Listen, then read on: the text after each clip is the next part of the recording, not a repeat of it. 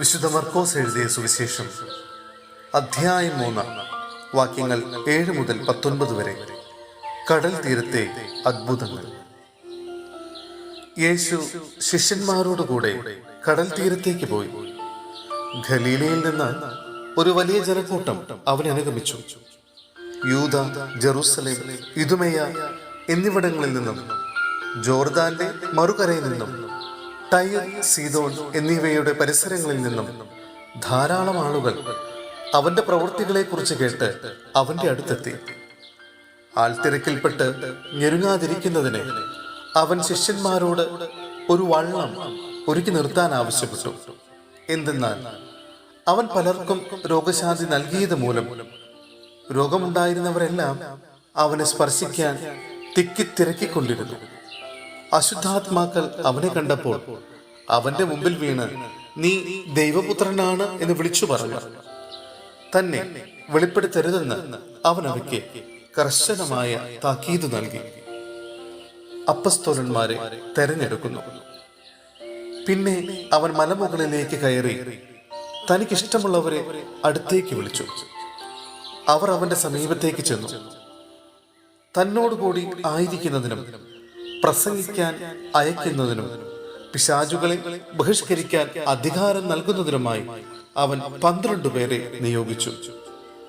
അവർ പത്രോസ് എന്ന് അവൻ പേര് നൽകിയ ശിമിയോൻ, ഇടിമുഴക്കത്തിന്റെ പുത്രന്മാർ എന്നർത്ഥമുള്ള ബോവനർഗസ് എന്നു പേര് നൽകിയ സെബദി പുത്രന്മാരായ യാക്കോബും സഹോദരൻ യോഹന്നാനും, അന്ത്രയോസ്, ഫിലിപ്പോസ്, ബർത്തലോമിയ, മത്തായി, തോമസ്, ഹൽപ്പയുടെ പുത്രൻ യാക്കോബ്, തദേവൂസ്, കാനാൻകാരനായ ശിമിയോൻ, യേശുവിനെ ഒറ്റിക്കൊടുത്ത യൂദാസ് കറിയോത്ത. സഹോദരരെ, വിശുദ്ധ പൗലോസ് ശ്ലീഹ ഫിലിപ്പിയായിലെ സഭയ്ക്ക് എഴുതിയ ലേഖനം അധ്യായം 3 വാക്യങ്ങൾ 4 മുതൽ 16 വരെ. യഥാർത്ഥ നീതി. എന്നാൽ എനിക്ക് ശരീരത്തിലും പ്രത്യാശ വയ്ക്കാൻ കഴിയും. ശരീരത്തിൽ പ്രത്യാശയുണ്ട് എന്ന് വിചാരിക്കുന്ന ആരെയേക്കാൾ കൂടുതലായി അതിനുള്ള അവകാശം എനിക്കുണ്ട്. കാരണം 8-ാം ദിവസം പരിച്ഛേദനം ചെയ്യപ്പെട്ടവനാണ് ഞാൻ. ഇസ്രായേൽ വംശത്തിലും ബെഞ്ചമിൻ ഗോത്രത്തിലും പിറന്നവൻ, ഹെബ്രായരിൽ നിന്ന് ജനിച്ച ഹെബ്രായൻ, നിയമപ്രകാരം ഫരിസയൻ, തീക്ഷ്ണത കൊണ്ട് സഭയെ പീഡിപ്പിച്ചവൻ, നീതിയുടെ കാര്യത്തിൽ നിയമത്തിന് മുമ്പിൽ കുറ്റമില്ലാത്തവൻ. എന്നാൽ എനിക്ക് ലാഭമായിരുന്ന ഇവയെല്ലാം ക്രിസ്തുവിനെ പ്രതി നഷ്ടമായി ഞാൻ കണക്കാക്കി. ഇവ മാത്രമല്ല, എന്റെ കർത്താവായ യേശു ക്രിസ്തുവിനെ പറ്റിയുള്ള ജ്ഞാനം കൂടുതൽ വിലയുള്ളതാകിയാൽ സർവവും നഷ്ടമായി തന്നെ ഞാൻ പരിഗണിക്കുന്നു. അവനെ പ്രതി ഞാൻ സകലവും നഷ്ടപ്പെടുത്തുകയും ഉച്ചിഷ്ടം പോലെ കരുതുകയുമാണ്. ഇത് ക്രിസ്തുവിനെ നേടുന്നതിനും അവനോടുകൂടെ ഒന്നായി കാണപ്പെടുന്നതിനും വേണ്ടിയത്രേ. എനിക്ക് നിയമത്തിൽ നിന്ന് ലഭിക്കുന്ന നീതിയല്ല ഉള്ളത്, പിന്നെയോ ക്രിസ്തുവിലുള്ള വിശ്വാസം വഴി ലഭിക്കുന്ന നീതിയാണ്. അതായത് വിശ്വാസത്തെ ആസ്പദമാക്കി ദൈവത്തിൽ നിന്നുള്ള നീതി. അത് അവനെയും അവന്റെ പുനരുത്ഥാനത്തിന്റെ ശക്തിയെയും ഞാൻ അറിയുന്നതിനും അവന്റെ സഹനത്തിൽ പങ്കുചേരുന്നതിനും അവന്റെ മരണത്തോട് താദാത്മ്യപ്പെടുന്നതിനും വേണ്ടിയാണ്.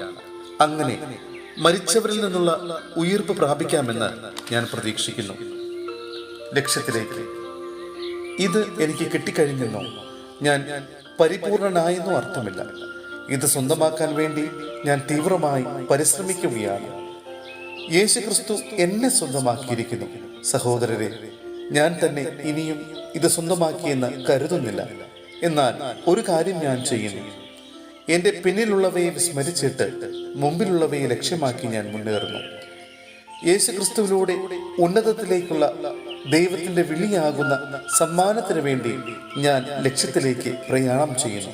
അതിനാൽ നമ്മിൽ പൂർണ്ണത പ്രാപിച്ചവർ ഇങ്ങനെ തന്നെ ആഗ്രഹിക്കട്ടെ. ആരെങ്കിലും ഏതെങ്കിലും കാര്യത്തിൽ ഭിന്നമായി ചിന്തിക്കുന്നെങ്കിൽ ദൈവം നിങ്ങൾക്ക് അത് വ്യക്തമാക്കി തരും. എന്നാൽ നേടിയെടുത്തതിനെ മുറുകെ പിടിച്ചുകൊണ്ട് തന്നെയാവണം നമ്മുടെ പ്രവർത്തനം.